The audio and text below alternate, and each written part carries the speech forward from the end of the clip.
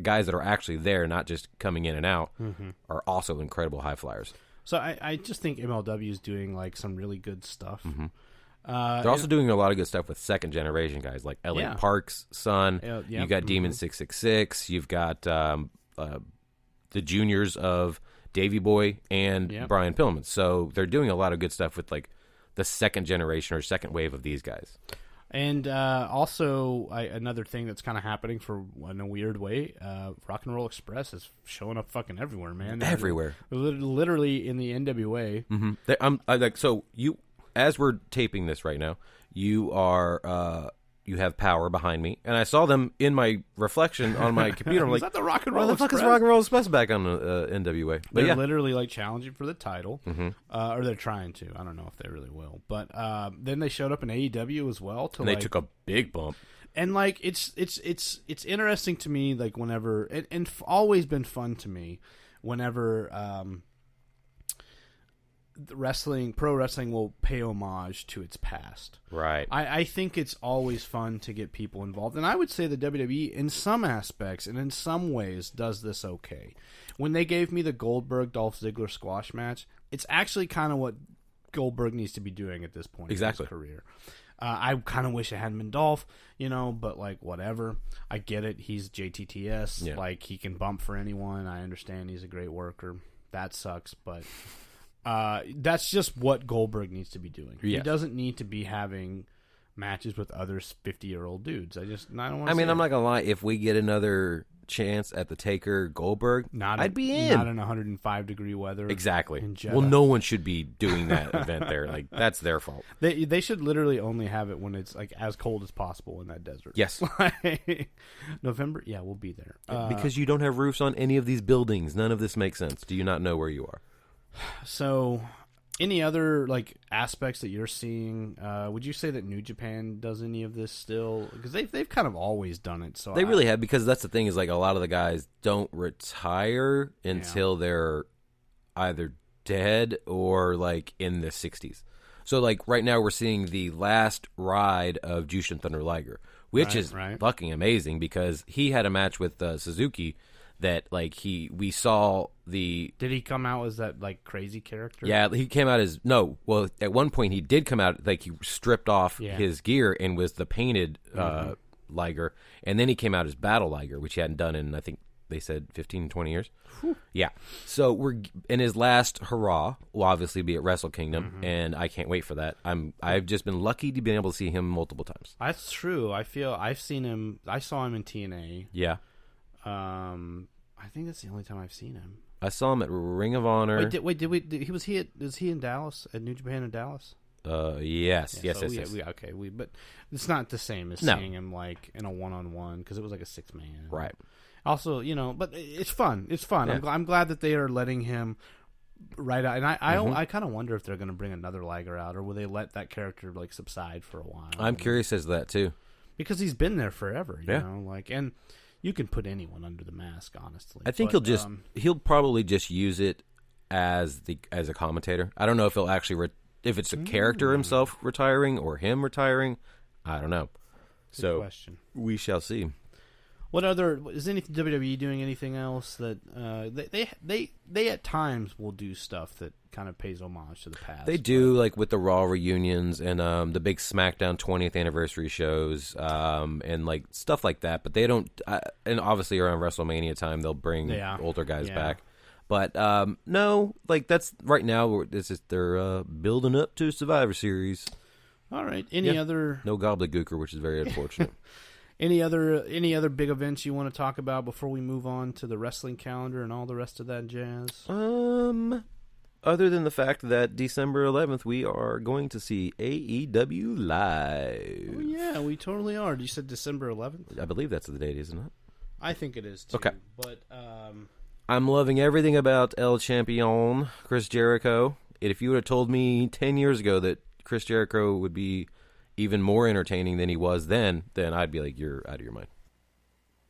Yeah, I mean, Chris Jericho just constantly... Oh! All right, well, you know what that means. Salad Blue, Steel Cage. Hug your friends, say goodbye, and ride off into the sunset. I think that the cage was black. And I think that one was blue. Oh, in the game. Yes, sorry. Which one were you talking about? I was talking about the curtain call. Oh, yeah, that was... Okay, that was okay, Toto you're right. blue. Absolutely right. That was a blue cage. I'm sorry. Not for much longer after that because they realized that motherfucker I hurt. think they pretty much did the black one once at St. Down Valentine's Day Massacre. They like painted over the blue one and just made it black, and then they were like, "It's got a chain link." Yeah, all of it. Take it back. And a weird grid around the top. So what is happening in the pro wrestling world coming up? Well, tonight is, as of recording time, is NXT, which we will not talk about, and tomorrow's Survivor Series, but we will not talk about that either. Because it will be over. Not in the ratings. Hi-oh. Anyway, December 1st, we've got 2 events. We've got WWE Starrcade from Duluth, Georgia. Main event on that one is The Fiend versus Braun Strowman. Is it going to be on the network? Yeah, I guarantee it.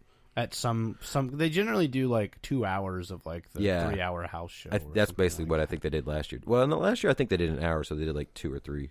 And I think last year they were like, here's a tag match and a not the world title match. And it was like, what?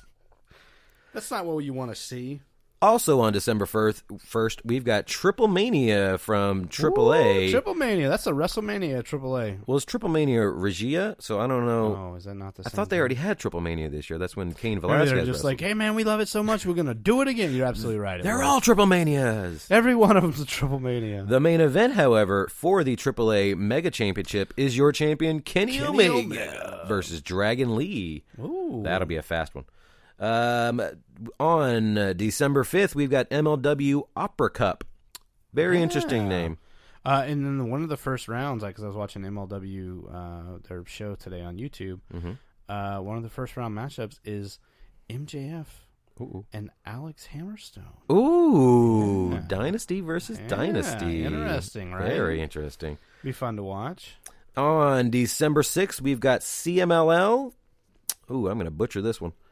Basically Legends of Mexico. Okay. I'm not going to... Whatever that is in Spanish. That's what it is. I'm going to let you decipher that on your own. On December 7th, we've got Impact Wrestling No Surrender from Dayton, Ohio. It's going to be on Impact Plus. That one is going to be a hot crowd for the OVE, because Ohio versus everyone. Yeah. Except unless you're already in Ohio, then it's... Then you're versus everyone. Yeah, then you're versus everyone. On December 13th, we've got ROH's WrestleMania Final Battle. Attended by 17 people, maybe. This one is in Baltimore, Maryland. That'll be a sellout. You want to know the main event of that one? Oh, do I? I mean, do you know who the world champ is right now? No. Roosh. Oh, yes. Okay. Do you remember the part of the Quebecers that is still wrestling? PCO? That's for the world title, and that's the main event, baby. And here's the thing. I bet that match is going to be great, but, that's where we're at with Ring of Honor. PCO. Ring of Honor feels like the NWA felt in the 90s. When ECW, or, whenever, the rest of pro wrestling was, going wild, right? WCW was on fire. And to some extent, ECW was on fire. WWE was on fire. The NWA was we're still here. And you're like, are you, though? Yeah, you are, but are you? Sabu's your champ, I guess. Steve Corino's your champ, okay. Mm-hmm. It just felt it feels like ROH has lost a lot of... Which is wild, because I still think, their corporate owners, keep them afloat, obviously. But, I don't know, man. Another title bout on that card that everyone should look forward to is your television champion Shane Taylor versus Dragon Lee. So that'll be a good one. That one will be too. Maybe Dragon Lee will be like, I'm 2 champs, baby. And then December 14th, we've got 2 bouts again. This time NWA Into the Fire is that night from Hotlanta, Georgia. And then AAA has another one, Guerrero de Titans. So there we are. I guess we could say December 15th is TLC from WWE. Oh. If we want to go that far, we might be recording that day. Who knows? Yeah, we generally seem to record on days that are WWE shows. Mm-hmm. So that is from Minneapolis, Minnesota, which hopefully they will tell the crowd that WrestleMania 37 will be there, because I want to go to Minnesota. Yeah, that's cool. All right. Yeah, well, there we are. That's the wrestling calendar. Do you have any other thoughts on pro wrestling today that you'd like to share with the world? Let us know. On the Twitter box, Couple Marks 1, because we're the #1 Couple of Marks podcast, Instagram, Couple of Marks. Facebook, A Couple of Marks. Email a couple of pro wrestling marks at gmail.com. Our website is a couple of marks.com. And subscribe to us. Give us those 5-star Frog Splash reviews. And tell a friend. I was like, I don't know what else. Tell a friend. Tell all your friends, your family. Especially, yes, tell your family, too. Your other marks that you talk to. Every mark you talk to needs to know. All right, well, thank you for listening, and keep on marking out. Keep marking out.